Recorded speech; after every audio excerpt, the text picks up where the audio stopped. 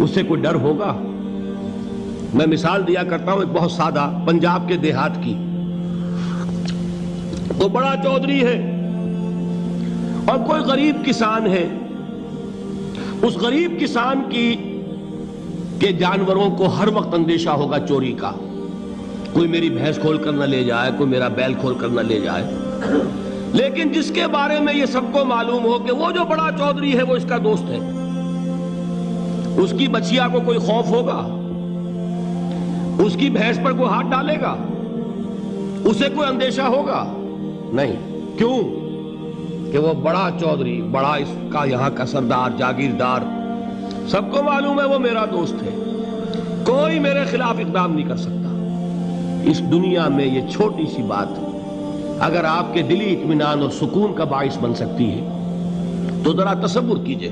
میں لفظ تصور استعمال کروں گا صرف اس لیے کہ اس کا ہم جس کو کہتے ہیں ادراک اور شعور کر نہیں سکتے، اگر کے ساتھ کر سکتے۔ اگر یقین ہو کہ اللہ میرا مددگار اور یقین ہو کہ اللہ ہر آن میرے ساتھ ہے، پھر کوئی خوف؟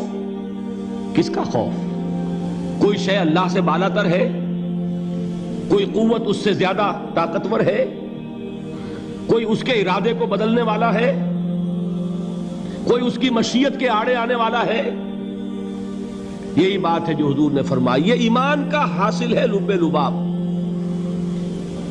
کہ دیکھو اچھی طرح اس بات کو ذہن نشین کر لو، اگر تمام انسان مل کر تمہیں کوئی نقصان پہنچانا چاہے نہیں پہنچا سکتے مگر جو کچھ اللہ نے لکھ دیا ہو، اور تمام انسان مل کر تمہیں کوئی نفع پہنچانا چاہے نہیں پہنچا سکتے مگر وہ شے جو اللہ نے طے کر دی۔ آپ پھر میں کہوں گا ذرا طاری کیجئے، اسے فرض کیجئے، اسے سوچئے۔ اگر اس حدیث پر ہمارا دل ٹھکا ہوا ہو تو کسی سے ڈر ہوگا؟ یہ مجھے نقصان نہ پہنچا دے، یہ میری رپورٹ خراب نہ کر دے، یہ میری انکریمنٹ نہ رکوا دے، یہ میرا یہ نہ بگاڑ دے، یہ میرے یہ نقصان نہ پہنچا دے۔ اس کا ڈر، اس کا ڈر، اس کا خوف، اس کی خوشامد، اس کے لیے جا کر طرح طرح سے اپنی عزت نفس کو ذلیل کروانا اس کے سامنے، یہ سب کچھ کیوں کرتا ہے انسان؟ جب سمجھتا ہے کہ اس کے ہاتھ میں میرا کوئی نفع ہے، اس کے ہاتھ میں میرے لیے کوئی ضرر ہے، یہ مجھے کوئی غضب پہنچا سکتا ہے، یہ مجھے کوئی نقصان پہنچا سکتا ہے، یہ میرا کوئی کام بنا سکتا ہے، یہ میری کوئی ضرورت پوری کر سکتا ہے، اسی کا نام شرک ہے۔ جہاں آپ نے یہ سمجھا کہ غیر اللہ کے اندر کوئی طاقت موجود ہے وہی شرک ہے۔ بتوں سے تجھ کو امیدیں، خدا سے نومیدی، مجھے بتا تو صحیح اور کافری کیا ہے؟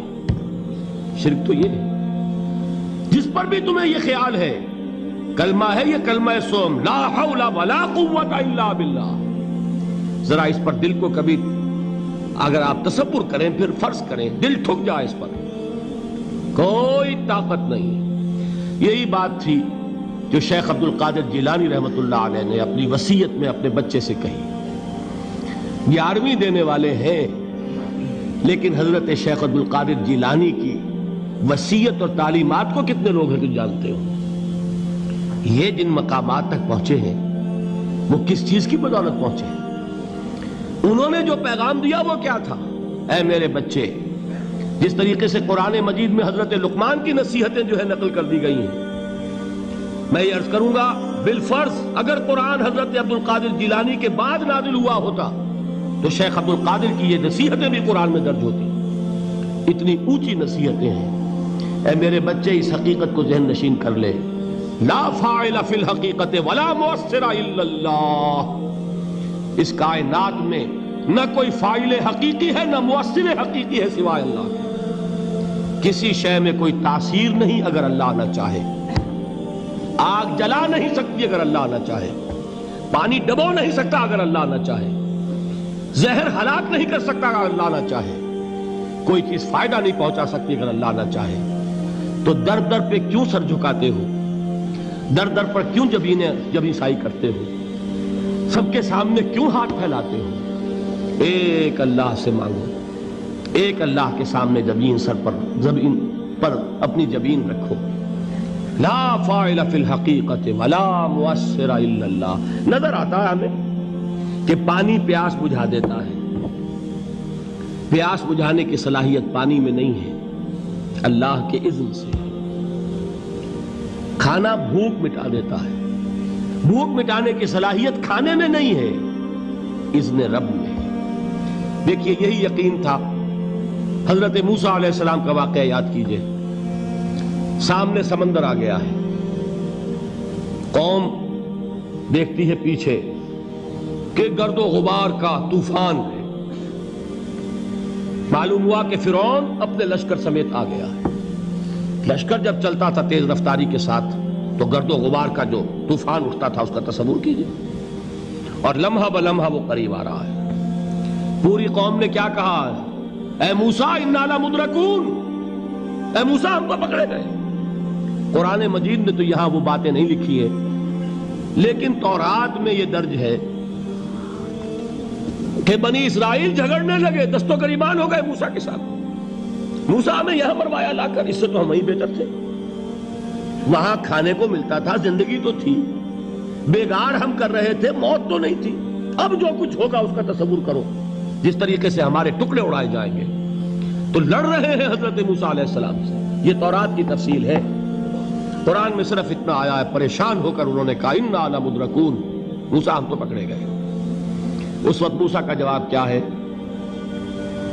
کلا ان معی ربی سیہدین. نہیں، میرے ساتھ میرا رب ہے، وہ راستہ دے گا. بتائیے کہاں راستہ نظر آ رہا ہے؟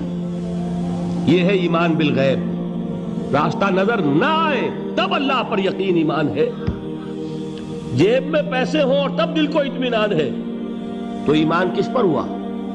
پیسے پر، اللہ پر نہیں. جب وسائل و ذرائع نہ ہو اور پھر یقین ہو کہ اللہ مسبب الاسباب ہے، وہ اسباب کا پابند نہیں ہے، وہ اسباب کا محتاج نہیں ہے، اسباب اس کے محتاج ہیں. اگر یہ یقین ہے تو اللہ پر ایمان ہے. یہ نہیں ہے تو تمہارا ایمان اسباب پر ہے، وسائل پر ہے، ذرائع پر ہے، مادیات پر ہے، اللہ پر نہیں. اس وقت کہاں راستہ تھا؟ کوئی راستہ تھا؟ سمندر ہے اور ادھر سے لشکر آ گیا ہے. کلا ان معی ربی سیہدین. اب دیکھیے ایمان کہہ دینا آسان ہے، ہوا معکم اینما کنتم، جہاں کہیں بھی تم ہوتے ہو اللہ تمہارے ساتھ ہوتا ہے. لیکن اس کا یقین قائم ہو جائے